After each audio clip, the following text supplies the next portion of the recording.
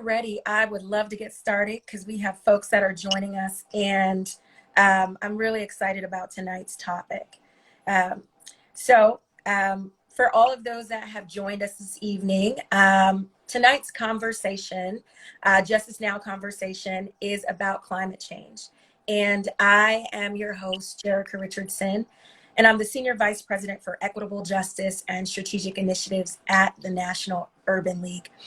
And so I'm sure many of you have seen it in the news. We've been talking about it incessantly because we've seen its impacts when we're looking at natural disasters and flooding and grappling with poor air quality and forest fires. Climate change is an issue that has really captured the attention of so many here, not only in America, but internationally as well. And so, my friends, the reason we're talking about this tonight is because this issue demands our attention now. And I am so excited to be joined by two brilliant women who have been doing the work in this space, Dr. Beverly Wright and Miss Jasmine Sanders. Ladies, it's so great to have you this evening. And Dr. Wright, I just want to give folks a little bit of background about you and about Ms. Sanders. Dr. Wright is the Executive Director for the Deep South Center for Environmental Justice. And if I'm correct, Dr. Wright, your organization is really focusing on inequities, both in the environmental and the health space, impacting folks in the Gulf Coast region and Louisiana and Mississippi area? Yes, that is correct. That is correct. Well, we all know that Louisiana and the Gulf region has continuously been in the news, so we are looking forward to what you have to share tonight. And then we also have Jasmine Sanders, and Jasmine is also an executive director for Our Climate, which is a Washington, D.C. based youth advocacy organization. Jasmine, thank you and welcome. Thank you. Pleasure to be here with you both. Thank you. So I'm just going to jump right in. I think we know that climate change has both been a threat, a physical threat to our mental health and our physical health. We know it's an issue that folks have been talking about, and that there are people that are still not believers that climate change is happening. But I've also recognized, just in reading up on this issue and talking to folks, that we are seeing impacts specifically in communities that are more socially or economically disadvantaged, and that they're unfortunately experiencing greater risks. And so I think from my standpoint, seeing the impacts on these communities, particularly communities of color, which we are all a part of, really makes this issue critical and important to us. And I see it as a social justice issue. Dr. Wright, would you agree? Would you characterize it as such? And what specifically are the impacts of climate change on communities of color? Okay, well, the question that you asked just now is one that we could talk about forever. Mm-hmm. But I'd like to place it within the context of environmental justice, because that's where all of the work began for me. So you're generally talking about communities who live in unbelievable conditions, mostly due to air pollution, that in combination with all of the other negative quality of life impacts that you could think of. That's poverty, that's health justice issues, that's food justice issues, that's housing justice issues. Mm-hmm. Communities that have an enormous amount of disparities in quality of life issues. Then you add to that the impacts of climate change. So we need to talk about, we all know about all of these other injustices. I think it took a little while for people to recognize environmental justice, what that was. It's easy to see housing injustice, you know, because of where we live. Cross the railroad track and you find a Black community in the South. In northern areas, large housing complexes or projects, as we would call them, is where we all live. And very few of us were living in suburbs and so on, or the difficulties with us getting enough money to buy a home. But environmental justice was something different because you couldn't see it so plainly. It wasn't clear that all of these chemical plants were really emitting toxins that were noxious and poisonous and cancerous and were killing us. So you deal with all of that in general, which is where our fight was, the displacement of people for chemical plants and then living next to these facilities that was really killing us. And I like to tell people when I first began working in this area, one thing that I noticed was that upriver, where people lived in the Mississippi River Chemical Corridor, which is a 85-mile stretch of land between the cities of New Orleans and Baton Rouge, people were experiencing almost like out-of-body experiences in the sense that your screens were rusting and falling off the windows in 3 months. Mm. They would wake up with headaches, vomiting, nosebleeds late at night from horrible odors.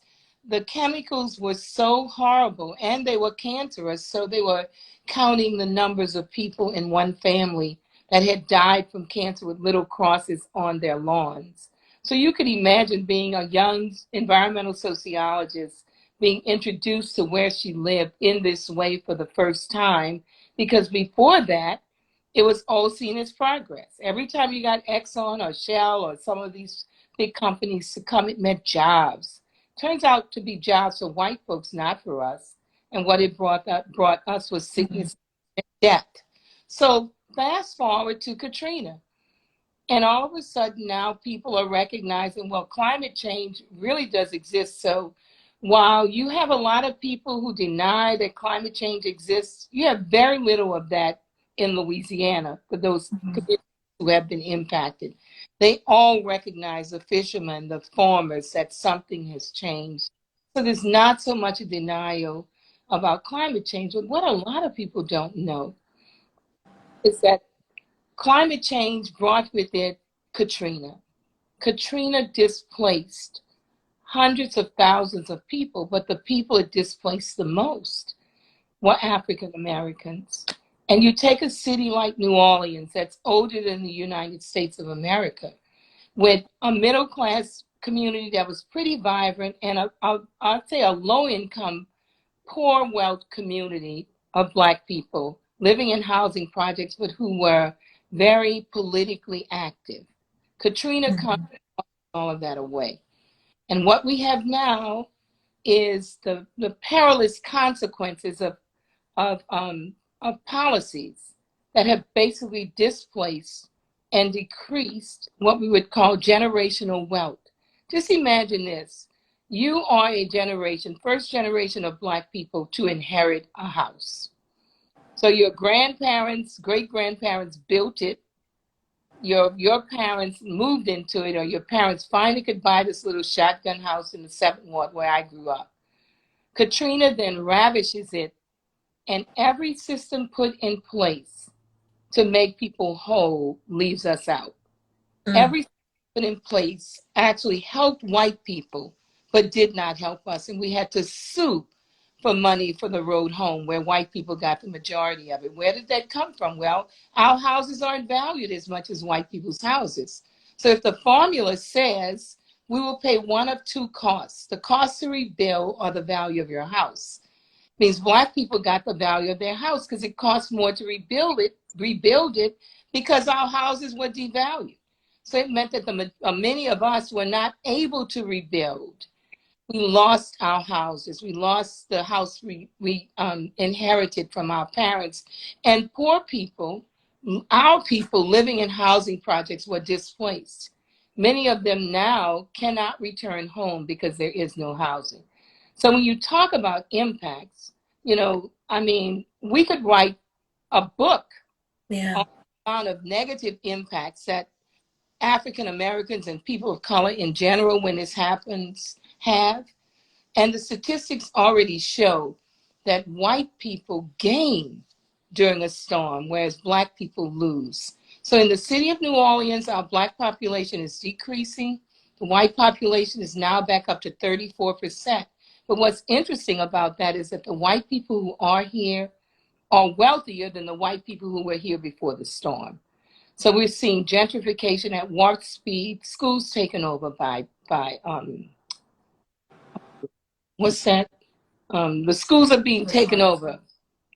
Charter schools. I hated it so much I couldn't even think of it. But by charter schools, we see the management of the city beginning to change, getting whiter than what it used to be. And the city of New Orleans is changing, but it's not for in our best interest. So climate change impacts connected to social inequity, social justice issues, civil rights justice, all of these things. Climate change has pushed us back, making it harder for us to make the very difficult strides that we were making before climate change. Thank you. So well said and really powerful. You know, what I left with in hearing from you is we are proof. Our communities are proof of the impacts of climate change. And then layered on top of that is the indignity that we are seeing with policies that are not addressing the issues and are not responding to our communities in the same way that we're seeing the response to perhaps the majority community. Jasmine, I would love to turn to you because Dr. Wright pointed in talking about the impacts. She also talked about all the other social justice issues that we frequently talk about in our community: police brutality, voting rights, health equity, etc. How do you strategically educate not only individuals in our community, but particularly young people in our community about these issues? How do you get them to become involved and advocate for this, especially since many of them may not feel like climate change and environmental justice is as pressing as police brutality? Why is it just as important as these other issues? Yeah, that is such a good question. The first thing I would say is we don't have the luxury to not take this topic seriously. We don't have that luxury. And time again, history has shown us that the societal inequities that have been in place since this land was colonized, it was not made for us. And so take advantage of what we do. We have to use our voice. Our voice is our power. That's how we make a difference. And I would say that one thing I know for sure is every great social justice movement started on the local level. It was that grassroots movement. It was the neighbors getting together. It was the families talking about it at the dinner table and making it a top issue, showing to the multiple generations within a household, why does this matter to each and every one of us? Dr. Wright pointed out many examples, you know, in regards to generational wealth. You see that in DC, huge gentrification.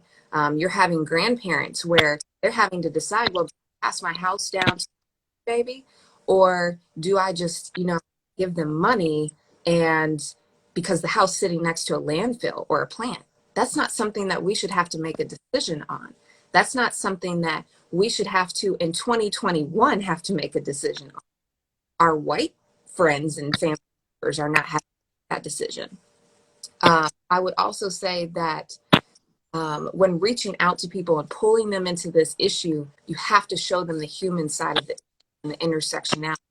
We are already oppressed when it comes to police brutality and so many justice issues, and they are all interconnected. I tell my 5-year-old it is like the circle of life in Lion King. The intersectionality of climate change is the circle of life, and we are at the center. And so we have to make sure that we utilize every tool in our toolkit. That's our voice. That is by using advocacy skills, sitting down, having that conversation. It starts those social media campaigns. Young people are absolutely amazing. They want to hold people and organizations accountable. They want to make sure that we've acknowledged the history. And then lastly, they want to get the work done. They want to work together and collaborate across generations. You have to make sure that you tap into what's that creative spark you have that they can add to this movement, because we can all be part of this movement. Just like organizations, corporations have, so do each and every one of us, including us three ladies on this call and everyone who is tuning. So for us, we can't afford it. We have to make this a priority, and we have to make sure we are making this a conversation in our households all of the time. Thank you for that. And I think it's really important that you lifted up the need for us to engage and advocate and collaborate. And when I think about collaborate, Dr. Wright, I think about the consortium that you set up with HBCUs. Can you talk a little bit about that? Because as Jasmine stated, we need to be talking about this issue across generations, across age groups, because it's something that's impacting all of us. I'll say, personally, when we talk about COVID-19, I was extremely concerned for, one of my close loved ones who suffered from asthma. We know these things impact our communities, and he didn't have asthma early on in life. He acquired it when he went to college in a community that had poor air quality. So these things are real, and they're things that are impacting us, in so many ways. And we see that even in the pandemic, even if we're not talking about natural disasters and other situations, it's showing up and it's impacting our health. How, Dr. Wright, have you engaged with the HBC community to kind of lift up this issue? Yeah. So my profession was a college professor. It's probably the only profession you can be in where every year everybody gets younger and younger rather than older. So the getting older are the professors. Everyone comes in is younger. Each year you're aging, they're not. So you can't help but think about young people. And I've always been just so excited at the energy of youth and the idealism and the innovation that comes from young people, and that I've worked around them all my life. I was very disappointed when I started going to the COP meetings, the big climate meetings, because I never saw African American young people there from HBCUs. If I did see a young person there, they were from a predominantly white university. And they weren't just white at a white university. They were black, but they didn't think black at all. They were very green, but they were not black. And so there was no one speaking for us. Indigenous people were there. Hispanic people were there. Black young people were not, although we bear some of the greatest burdens as it relates to climate change. So I just made the decision. I decided that we're going to start an HBCU climate change consortium along with Dr. Robert Bullitt, who is my partner in crime for these almost 30 years that we've been working together. And I had $10,000 left from an EPA grant that I didn't use. And I said, we're going to take this $10,000 and we're going to pull together this consortium and bring young people, young scientists, interdisciplinary, to a climate meeting where they can talk about the research that they're working on, introduce them to community-based organizations working on all kinds of issues related to pollution, EJ communities, and see what kind of a symbiotic relationship we could actually develop so young people are more interested in environmental justice and working at home with people who look like us. And it exploded. The first year, was wonderful. The second year doubled. It got bigger and bigger.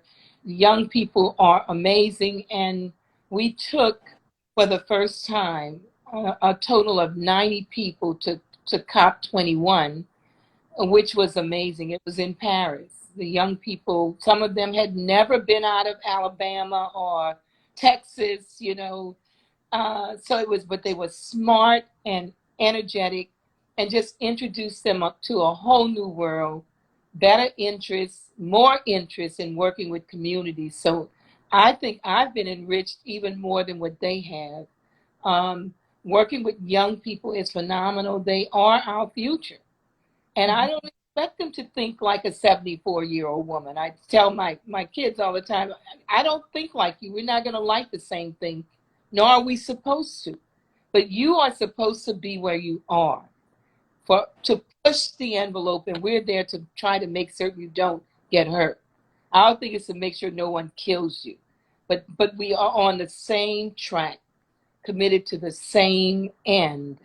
And it has been an unbelievable experience. As an older person, I'm looking now for a transition plan. So I have hired now 3 young people, believe it or not, who went through our HBCU Climate Change Consortium conference. So we're seeing these young people, they're getting PhDs, they're working in the green industry, they're starting their own businesses.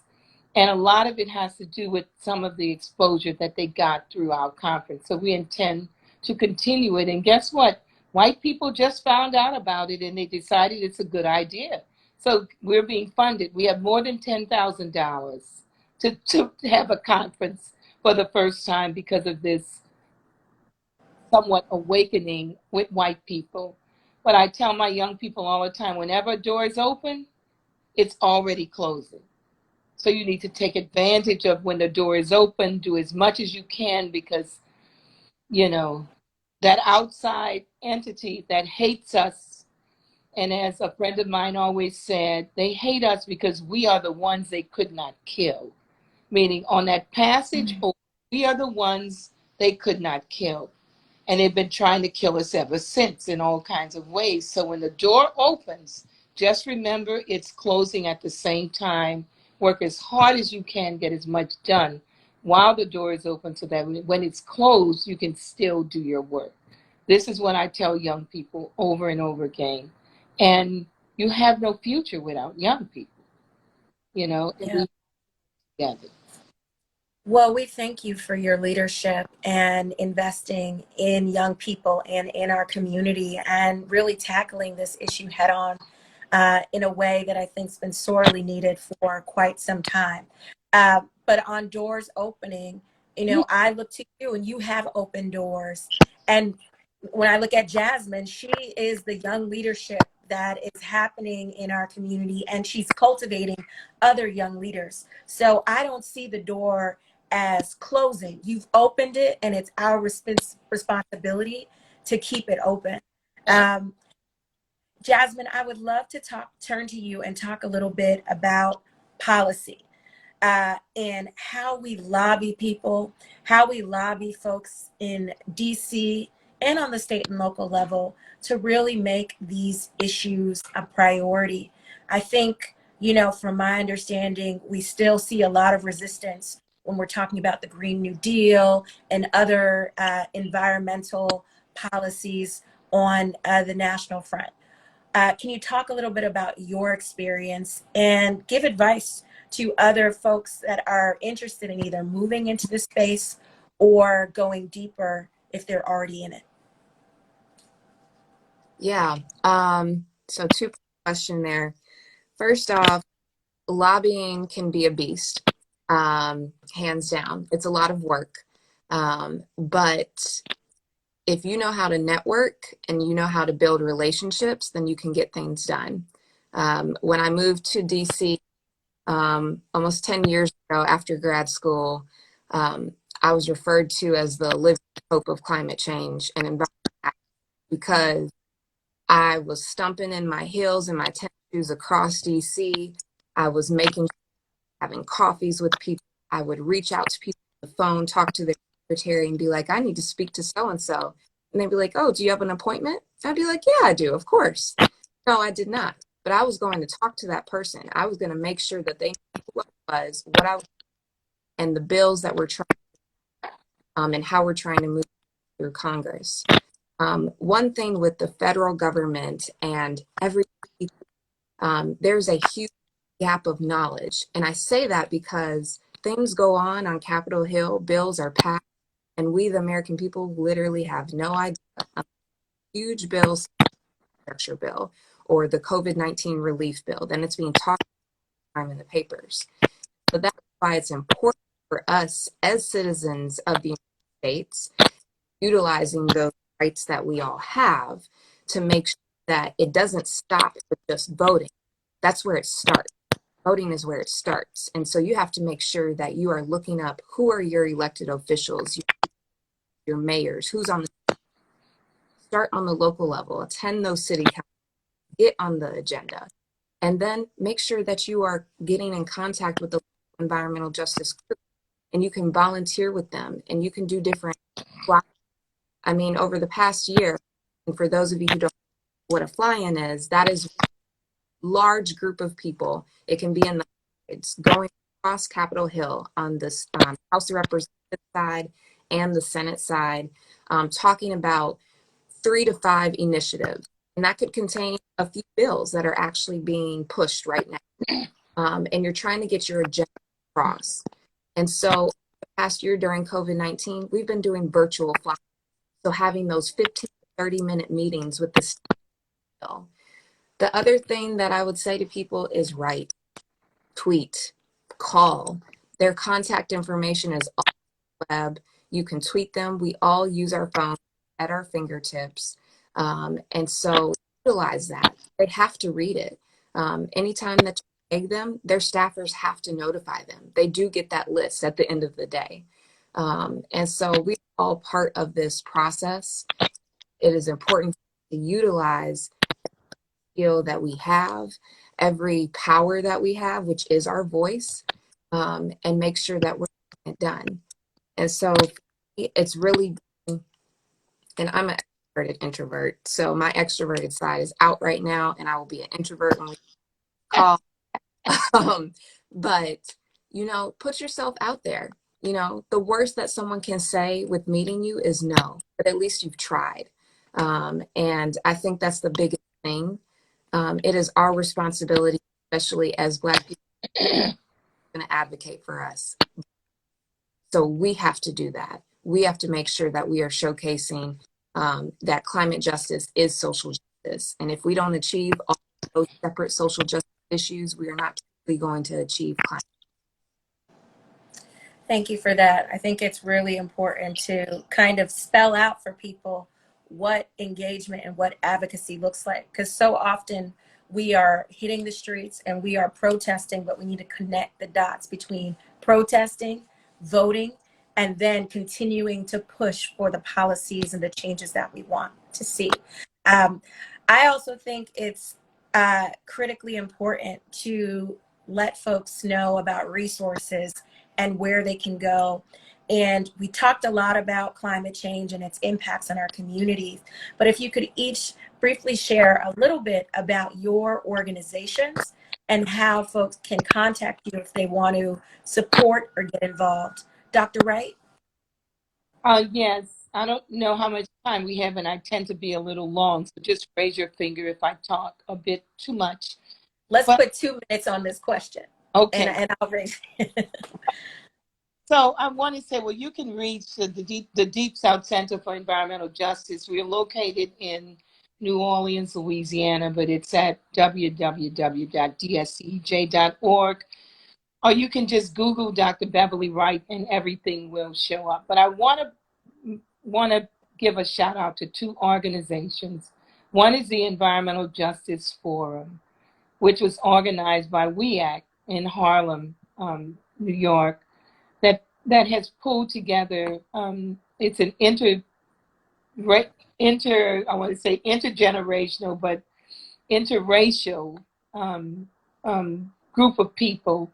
I've talked so much about Black people now, it's hard for me to think about other people, and I want to say I do think about other people. So this is a multiracial organization in that it deals with all people of color, and they deal specifically with policy kinds of issues. And then the National Black Environmental Justice Network, which is a organization being relaunched by the Deep South Center. It's a project of ours. We're trying to push that back out there and deal specifically with policy issues. And I want you to keep your eyes open for all of the different webinars and trainings on Justice 40. Justice 40 is a whole lot of money that will be coming out of the Biden administration to support our communities, environmental justice climate impacted communities. But as we know, and with dealing with systemic racism, junk in, junk out. If we don't watch the dollars, then the money will go into a system designed for us, but we will not get any of it.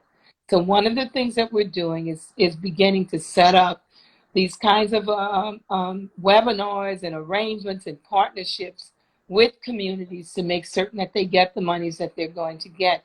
And the policy stuff, I just want to tell you, the way that Jasmine is working is the way we've always worked. But I've seen after Katrina, a very wealthy woman here in New Orleans just paid for a plane and flew a plane full of women to DC. We had a round trip ticket, mostly white women. They have a lot of money, but we have boots on the ground. And so what they can do costs a lot of money. They're buying people's time and effort. But we can organize based upon our own needs and the pain that we feel in dealing with this unjust society that we live in. So so I'm still pushing to get the money that I can get from rich white ladies to support our own people who don't have any money on the ground. They have it, we don't, but we still can win. And I don't know why I felt the need to say that, but it was an unbelievable experience after Katrina. They were called Women of the Storm. And that one woman chartered a plane to fly us all in for a lobby day, on the Hill. This is the kind of money they have. This is the kind of power they have to push their ideas through. We have to work together and join organizations that lobby for our own interests. And I wish we could get more young people more interested in doing the work that Jasmine is doing. That's great. And I think the anecdote that you share just reinforces the need to organize, organize, organize. We need to be working from both the grassroots to the grass tops, and that there are resources among folks that may be in the grass tops. And I think at the end of the day, the goal is to really be able to address this issue, fight for this issue, so that we actually see a positive impact in our community. Jasmine, do you want to share or lift up any information about your organization or other organizations that are involved in doing this work? Yeah. So my organization, Our Climate, I work specifically with young people, high school and college students, ages 14 to 20, and they run through our leadership development. So we're here in DC. We also have 5 target state programs, New York, Massachusetts, Florida, Washington, and Oregon, and continuing to expand. You can find us at www.ourclimate.us. Follow us on social media at Our Climate Leaders. You can also find me on social media, Jazzy Climate. We are always looking for volunteers. You can head over to the website. We have different ways that you can volunteer, from a communication standpoint to a financial standpoint to doing direct action with our local programs. And I would definitely like to uplift the Power Shift Network and US Can. Power Shift Network, they are a membership network that we are a part of. And so it's a bunch of climate justice organizations. Most of them are working with people, and they are doing great things. They usually host Power Shift Convergence. Unfortunately, the convergence was supposed to be in New Orleans earlier this year, and we had to cancel it. And then the other organization, which is another membership, is US Can, US Climate Action Network, and a great organization, multi-generational, all different types of organizations across the United States, and doing great work. In fact, some of us are up at Capitol Hill right now from US Can. So, all doing great things. And I just want to say, Dr. Wright, this is like a dream true to me of being on a IG Live with you. So you have made my evening, and I think we should work on putting together a new Women of the Storm type of deal with this justice money. So talk. So kind and so sweet. And I'm just so excited that you are doing what you're doing. I get really excited to see young people, but young women in particular, taking on the banner of this movement. It doesn't go away. It just changes, you know. You just have to come up with a new strategy because it shifts. So it's been wonderful talking with you. And I want to invite you to our HBCU Climate Change conference this year. I want to make sure I get all of your information. I think it would be wonderful for young people to see you and your work. Definitely. We I can respect you. we can't hear you. Thank you. Sorry, trying to block out the background noise. I just want to say I've really enjoyed this conversation, and I feel so privileged to have had the opportunity to connect the two of you and just to share the space with you both for this conversation.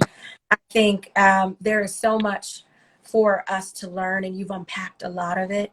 And I just really want folks that have tuned in to continue staying engaged on this issue because it matters. And if I could give you each just 1 minute a piece to share some final words, I would love to do that because I just think it's really important for us to remind folks about the why it's important and why we have to act now. Either of you can, who wants to go first? Dr. Wright, I'll give it to you.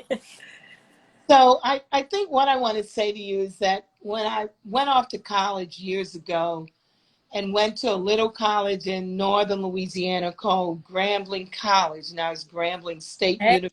University, I remember meeting the college president. And he was a really funny looking little man, and he was comical.